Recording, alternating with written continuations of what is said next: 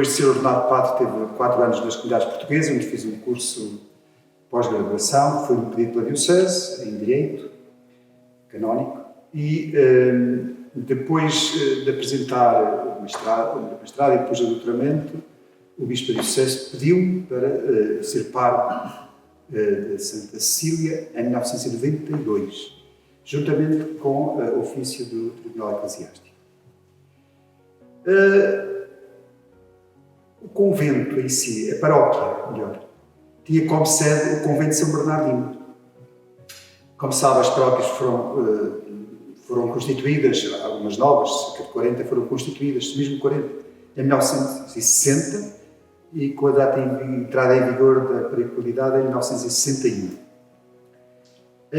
Entretanto, as paróquias novas, muitas vezes, não tinham um quadro de culto, ou tinham muito rudimentar, e foram cedidas paróquias enquanto se construíam as igrejas. Na particularidade de Santa Cecília, o convento oferecia algumas condições e, na decreto de direção da paróquia, tem o convento como sede provisória da paróquia Santa Cecília. E foi neste contexto que o convento foi sede de paróquia, foi casa de residência paroquial, foi espaço de catequese, foi espaço de encontro durante muitos anos. E, portanto, em 1992, quando lá cheguei, até havia houve um acontecimento que foi o incêndio do convento, em julho de 1992. E esse incêndio provocou alguns danos, nomeadamente a Capela Mor e outras, algumas peças que eram históricas do convento, nomeadamente uma cruz, e algumas peças relacionadas com a procissão das cinzas e dos passos, o Senhor dos Passos, etc. Não danificou outras peças, mas essas foram, algumas completamente devoradas pelo fogo, algumas ainda tiram alguns restos e que lá permanecem, e que foram depois consolidados e permanecem como estão. A reconstrução do convento fez-se, na altura, primeiramente, inicialmente, uma vez que a paróquia era muito grande, tinha muitos crentes e tinha muita adesão à paróquia, às celebrações, à catequese, aos movimentos e grupos paroquiais. A ideia inicial era restaurar, mas também aumentar. Restaurar aquilo que foi danificado, segundo os critérios vigentes na altura, de restauro, mas também beneficiar espaços para que pudesse dar resposta às solicitações e às necessidades da paróquia. Bom, entretanto, nessa altura fez-se alguns estudos com a DRAC, fez-se também algumas propostas e surgiu uma ideia que era, uma vez que havia esse desidrato, e também estava na própria decreto de direção da paróquia, a construção de uma nova igreja, foi levantada a hipótese e creio que depois normalmente apresentada, foi aceita pela população, daí que esse processo depois de 95 começou-se, portanto, a gizar esse objetivo, a gizar e a concretizar esse objetivo da nova igreja para a paróquia de Santa Cecília. Pronto, em relação mais especificamente à procissão das cinzas, há duas coisas ali importantes que penso que fez com que permanecesse esta tradição, que era daqui do Funchal, como sabe, que foi depois transportada no século XIX para Santa Cecília, uma vez que aquele convento esteve ligado aos Frades Menores, depois eles abandonaram o convento, esteve ligado às irmãs vitorianas. Tive lá um seminário, nos anos 40, 50, 40 e tal, e em 1960, como aquilo estava um bocadinho abandonado e não havia muita ocupação positiva daquele espaço, foi tido como sede provisória da paróquia Santa Cecília. E como havia esta tradição, foi interrompida por alguns anos, depois foi restaurada, da procissão das cinzas, ela manteve-se. E penso que ela manteve-se por duas razões essenciais. Primeiro, porque havia ali uma forte espiritualidade franciscana. Seguidamente, porque a outra razão é porque, além da espiritualidade franciscana, as famílias, apesar de uma certa desafeição do espaço, as famílias conservaram as imagens, apesar de todas as peripécias históricas, problemas, adversidades, algumas naturais, outras da própria desafecção do espaço, da própria circunstâncias históricas, as pessoas conservaram essas imagens. E conservaram também essa, digamos, tradição da procissão das cinzas na quarta-feira de cinzas, que as pessoas chamam de procissão das cinzas. Mas é engraçado que, por causa do itinerário, por causa da procissão, por causa do dia, eu cheguei a propor, uma vez que era dia de trabalho, que a procissão se realizasse no domingo seguinte. Mas a maior parte das famílias disseram, não, melhor mantermos este dia. E assim tem-se mantido, creio que na semana mantenham a próxima quarta-feira de cinzas. E as pessoas aderiam, não? Aqui normalmente era depois do trabalho. Antigamente também o horário era mais cedo, e devido às atividades laborais, portanto, de ser um dia laboral, pôs-se a procissão mais tarde, no fim do dia, e que permitia com que a maior parte das pessoas participassem, as crianças da escola, etc. Eu já tinha uma noção vaga do que era a procissão das cinzas. Aliás, recordo-me, numa altura, de ter sido feita uma formação específica sobre aquela tradição própria e muito peculiar daquela zona aqui na Madeira, para dizer peculiar, específica e singular. Portanto, tinha uma visão global e geral da procissão. Fui-me inteirando quando lá cheguei, obviamente, com as famílias que tinham as imagens, a forma como eles cuidavam das imagens, como as lavam, como tinham apreço, portanto, digamos, o zelo pelas imagens, é manifesto o apreço que eles têm pelos santos e pelo que eles representam na vida dos cristãos, na vida da Igreja. E isso foi uma experiência interessante, porque vi que, de facto, todas as famílias tinham esse carinho, digamos, pelas imagens, mas sobretudo por aquilo que elas representam.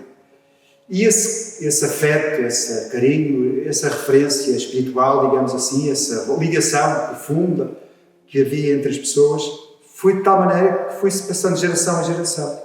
E engraçado como os filhos foram assumindo essa prática de os conservar, de os zelar, de ter também referências. Eu conheço famílias que rezavam todos os dias à frente dos santos e que faziam a sua oração à frente dos santos, que conheciam bem a sua história, etc. E isso fez com que, de facto, foram as pessoas que mantiveram essa tradição. Não foi tanto, digamos assim, a organização eclesiástica que ocorre, foi as pessoas, as famílias que as conservaram essa prática da procissão, justamente porque tinham este afeto, esta relação profunda com aqueles santos de espiritualidade franciscana. E, portanto, foi para mim, desde que lá cheguei, uma sensação muito interessante e positiva, porque representa, de facto, uma referência e um testemunho como as pessoas tinham esta ligação, sobretudo aos santos da espiritualidade franciscana, são todos, e sobretudo São Francisco de Assis. Mas depois eu percebi que era importante dar outra perspectiva e mais atualizada aos santos, e melhor, à vida dos santos e tê-los como referência para a vida atual e a vida dos cristãos, não somente fazer porque é tradição, porque é cultural, mas o que aquela procissão podia acrescentar à vida pastoral da paróquia. Eu sei que se fez várias coisas, pelo menos estou-me a recordar, por exemplo, tínhamos centenas de crianças na catequese. Uma coisa que se fazia há muitos anos era um concurso de pintura e um concurso de escrita com as crianças da catequese, sobretudo do 6º ano, os adolescentes já, um concurso de pintura, de escrita sobre aqueles santos. E era engraçado como eles aderiam. E aderiam com vontade e com gosto. E era interessante, porque era uma forma também de evangelização, de catequização e de fazer com que a vida daqueles santos não fosse só uma peça de museu do passado, mas também tivesse, digamos, algumas luzes e alguma influência e servissem como referência para a vida das pessoas atuais. Eu creio que a vida de tenho certeza que a vida de São Francisco de Assis, que, digamos assim, é o pai espiritual de todos aqueles santos lá estão, é iluminadora também para a nossa vida atual, em duas dimensões, penso em 2 ou 3. Primeiro, a fraternidade, a paz, está ligada a isso. Depois, a questão ecológica. Eu recordo que quando começou a surgir, já mais recentemente, e depois da autópsia do Papa Francisco, fez-se uma coisa interessante na vida dos santos. Além desse concurso que se fazia das crianças, plantou-se uma árvore. justamente para sensibilizar as crianças e adolescentes e jovens e a comunidade em geral para a questão ecológica e para a questão desta ligação entre os seres vivos, da paz com a natureza, etc. Isso foi interessante como as famílias que têm as imagens se envolveram, as pessoas que não têm as imagens também se envolveram e participaram na procissão. Eu recordo que havia muita adesão à procissão das crianças, dos jovens, e cada família eles tentavam associar-se na procissão àquele santo que era da sua afeição, digamos assim. E acho que em relação aos santos, é uma coisa que eu acho que é importante não fazer sobre os santos para a gente, digamos, descarregar a nossa consciência e de ficar indiferentes. Os santos são para nós, em primeiro lugar, uma referência, um exemplo. Eu gosto de uma expressão: os santos são aqueles que nos fazem dar um salto em humanidade, na nossa humanização e no nosso crescimento. E creio que os santos de espiritualidade franciscana, nestes dois itens que eu acabei de mencionar, a fraternidade, a paz, a relação com os outros, com a natureza, é fundamental e acho que também é importante para os nossos dias. Eu creio que o Santo Francisco de Assis nisso é plenamente atual, apesar de já ter vivido há mais de 800 anos. Não havia os meios de comunicação social que a gente tem agora, mas havia redes de comunicação. E uma rede de comunicação das comunidades cristãs, as paróquias, era uma referência. E por acaso, por exemplo, para se publicitar alguma coisa, desde a agricultura até à escola, pediam para a gente se publicar nas missas, porque de facto ali era um espaço de comunicação, de relação. Ora bem, eu creio que não referi mesmo, além das famílias, havia uma comissão da procissão das cinzas, uma comissão de pessoas que a organizavam. E, portanto, aquilo funcionava por si, não tinha quase nenhuma. Eu era mais facilitador e às vezes incentivador de algumas novas práticas, como esta das crianças, de evangelização, de catequização, de formação, para inovar um bocadinho mais do que a organização da procissão em si, porque ele, pelos seus carris, aquilo já estava assim muito organizado, já estava bastante oleado. Havia a comissão da procissão das cinzas, que algumas famílias tinham, que, por exemplo, fazia a recolha de ofertas para a banda, havia uma banda na procissão, para alguns gastos do culto, e as famílias por si já sabiam que naquele dia, portanto já havia uma tradição, a gente incentivava a participação, mas aquele dia por si, portanto as famílias já sabiam que naquele dia os santos não só tinham que arejar, mas se apresentar ao público. Nessa questão de se arejar, as pessoas gostavam de apresentar, as pessoas tinham o seu orgulho de apresentar os seus santos de forma como cuidavam deles, como estavam e como ornamentavam os andores, também era importante, portanto, a apresentação do santo e como ornamentavam os andores e como aquela família preservava não só a tradição, mas também preservava o seu carinho e o seu afeto para com a espiritualidade e a mensagem daquele santo. Havia uma coisa que também foi uma alteração um bocadinho, porque com a Igreja não sei se que é o seguinte, que o percurso da procissão inicialmente, antes das paróquias divididas, partia do convento e ia até à paróquia, que era a paróquia de Câmara de Louros, antes de 1960. As pessoas dizem que o itinerário é muito maior. E até lá acima, nos Frades, perto onde está o lagar, sabe, naquela zona ali. Depois descia até lá abaixo. Era uma procissão que demorava 2 horas, as pessoas demoravam muito tempo. Depois foi se encurtando também. E, portanto, esta era a tradição, era a prática nessa altura. Depois, em 1960, uma vez que a sede da paróquia era o convento, a paróquia, mais uma vez o ditado italiano, as procissões voltam sempre ao lugar de onde partiram. A procissão começou a fazer-se do convento para um espaço litúrgico que nós, entretanto, foi criado, foi um espaço grande, foi adaptado, e a celebração da missa era lá. E depois continuo lá sem nenhuma oposição. Por isso, daquilo que eu vi, as pessoas aderiram, e de facto, do ponto de vista prático, de congregação das pessoas, era melhor outro espaço do convento para a celebração da Eucaristia. Sendo assim, as pessoas, portanto, a procissão saía do convento, e depois a celebração era na igreja em cima, na torre. Também uma coisa engraçada, que era as famílias conviviam entre si depois da procissão. Mesmo na quarta-feira de cinzas, mesmo com azeitonas, havia um convívio, e havia, penso que ainda há, um convívio entre as famílias depois da procissão.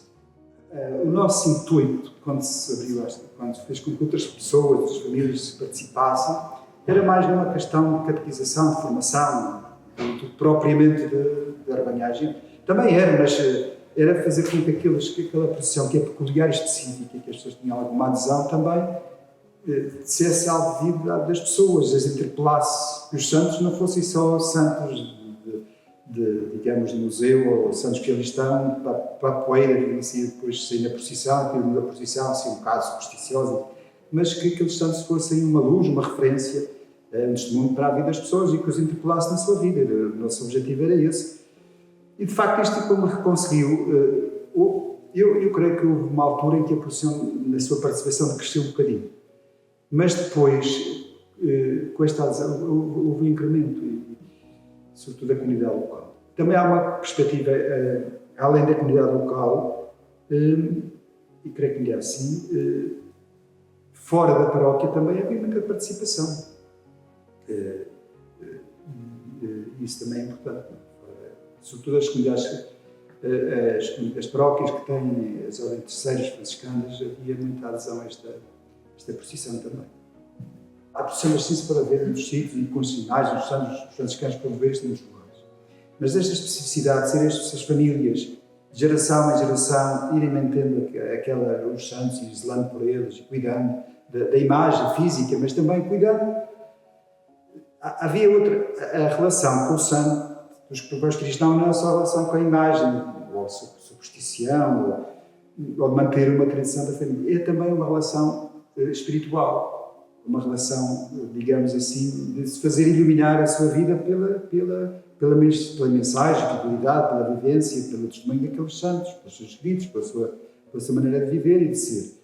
E eu acho que isso era um bocado como que arrancar uma árvore da terra, tirá-la das famílias, sobretudo de algumas famílias, arrancar. Eu penso que agora, com a mobilidade das pessoas, agora há mais mobilidade, as famílias hoje sabe-se onde nascem, não sabem o que é que será o futuro, poderá haver alterações e isso eu acho que há que preservar também é aquilo que se mantém. Eu acho que o local onde se preserva melhor a espiritualidade, a relação com aquela imagem, se as preserva e zela por elas, eu acho que é o lugar ideal. Acho que temos de ser pragmáticos nisto. Mas se as famílias as preservam como têm preservado, não tenho receio nenhum em fazer com que elas se mantenham lá. Mas eu acho que se as famílias já mantiverem, e sendo que uma vez que se fala muito das comunidades locais, das histórias das comunidades locais, da coisa social daquele espaço, é o princípio da subsidiariedade, no fundo. Se as famílias a mantêm, acho que é também preservar essa tradição, essa prática. Disseram que em tempos havia problemas entre famílias, porque o problema era o contrário. Ou seja, não é que não houvesse aqui, agora algumas, é porque não há gerações futuras que assegurem a sua manutenção. Ao contrário, eram famílias que havia, digamos, o lugar onde estava o santo provocava conflitos entre irmãos, entre herdeiros, etc. Aquilo era um património familiar e às vezes, por causa da segurança, porque alguns queriam a mesma coisa, o mesmo santo, provocava conflitos entre irmãos, entre familiares, mas isso depois fez a passar. Em algumas famílias que havia algum conflito, chegaram a uma solução salomónica, que era engraçado. Todas as famílias eu ouvi falar disso e parece que ia fazer isso. Que era o santo permanecer em casa um determinado tempo e ir passando de casa em casa. Que também tem interesse. É provável também, como também há uma tradição oral sobre a origem, como eles foram para casa das pessoas. Havia uma tradição oral que às vezes parece-me não corresponde bem digamos, à exatidão histórica. O que diziam é que houve um incêndio em 1917, 18, por aí, no convento. E que o convento foi abandonado, digamos assim, foi botado ao abandono e que as imagens estavam ali bastante danificadas, botadas também ao abandono e que as famílias foram lá recolhidas. Segundo parece, digamos, alguns documentos históricos, não foi esta a origem já é anterior ao incêndio do convento, mas isso depois os historiadores, eles que depois possam desligar essas controvérsias, que é provável porque ideia que tenho é que quando, antes da República e depois ali naqueles momentos, depois do fim da monarquia, houve uma certa abandono de alguns conventos e antes até com a expulsão das ordens religiosas, da Constituinte e por aí fora, nessa altura que houve uma degradação desse espaço, e quando ser os franciscanos, e que de facto o convento ficou ali ao abandono, e houve muitas peças e dizem que há sinos nesta igreja, que há sinos noutra, que há... Portanto, há algumas peças que foram sendo levadas conforme as circunstâncias para determinados locais. Depois uma questão, porque é que as pessoas no dia dos santos, da procissão dos santos, levam também mais Nosso Senhor dos Passos, porque ela está associada à Quaresma, que também é uma coisa importante, é uma dimensão importante da procissão. Inicialmente era mais uma procissão de cariz penitencial, digamos, de iniciar a Quaresma, de iniciar a Quaresma com jejum, a quarta-feira de cinzas, iniciar a Quaresma com o sentido do caminho, da luta, de procurar conversão. Portanto, essa dimensão também é importante que eu não referi há bocadinho, que é fundamental, que é a dimensão, digamos, da conversão, transformação. E eu creio, as procissões são como que uma parábola da vida, quer dizer, uma metáfora.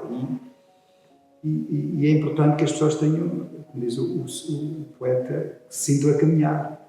E quando não se sentem a caminhar, a sua vida estagna. É um pouco como nós chegamos ao teu Reis Magos. A Epifania é um pouco isso, das pessoas que se sentem a caminhar.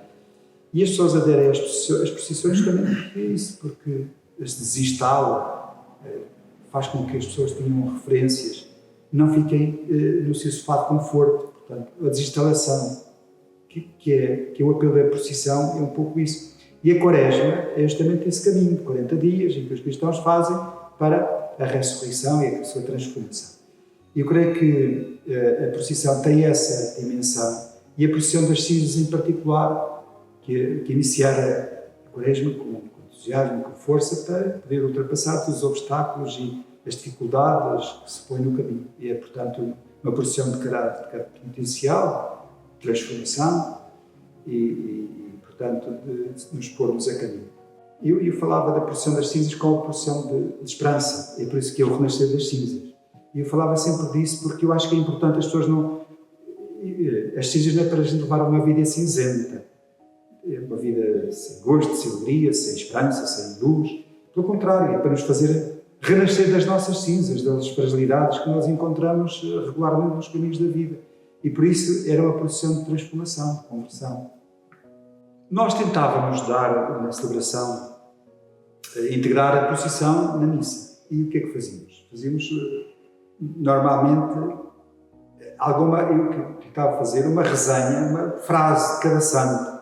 Uma vivência, uma particularidade de cada santo, que nos dissesse alguma coisa para a nossa vida atual, para a vida das pessoas, para a vida da qualidade do mundo, da igreja, da nossa... Portanto, tentava atualizar e fazer com que aquele santo que nós levamos na procissão, que as pessoas tenham uma referência visual, que também nos acompanhasse na nossa vida e fosse como que uma luz nos caminhos da Quaresma. É isso que eu tentava fazer e, portanto, era integrar, fazer com que a procissão das cinzas não fosse um compartimento distante da celebração, mas fosse como que um arranque para a celebração e depois para a vida desse tempo quaresmal. As cinzas também terão de ter essa dimensão, não a dimensão de levarmos uma vida apagada, cinzenta, destrutiva, uma vida sem chama. No fundo, o objetivo das cinzas é tirar as cinzas para que a chama possa prevalecer e possa nos iluminar. E a vida dos santos é um pouco isso. O São Francisco de Assis não era uma pessoa muito triste, era uma pessoa muito alegre, e ele influencia todos. E as práticas que ele tinha de caridade, de fraternidade, de paz, e tudo isso é justamente para que as pessoas fossem felizes na sua vida, fazendo felizes os outros, no fundo é isso. E, portanto, o ritual das cinzas é mais um apelo a dizer assim: eu tenho às vezes uma vida triste, um dia cinzento. Como é que eu posso transformar este dia cinzento num dia alegre? No fundo, eu tenho as cinzas para me libertar das cinzas. Quem assume depois a procissão das cinzas, como acho que os franciscanos agora estão lá, e eu reparo, poderão ter a criatividade suficiente para que ela não morra. Hoje há maior mobilidade das famílias e, portanto, que há uns 50 anos atrás havia mais fixação das famílias e, portanto, a manutenção da profissão. Eu acho que as famílias, juntamente com a comunidade envolvente, que poderá encontrar as formas de fazer com que a profissão se mantenha. Aquilo que eu tenho ideia, pelo menos atualmente, não corre esse risco de desaparecimento. Não corre risco. Parece que há uma certa revitalização até. E estou a ter conta que houve tempos em que a profissão notava-se uma maior decadência. E depois revitalizou-se, mas a vida é assim, até mais ou menos do mar, altos e baixos. Mas eu creio que é importante as pessoas fazer com que a profissão não seja somente uma coisa de superstição, do passado, mas seja uma coisa que diga a vida das pessoas atualmente, e isso é que é interesse, e isso é que a mantém viva.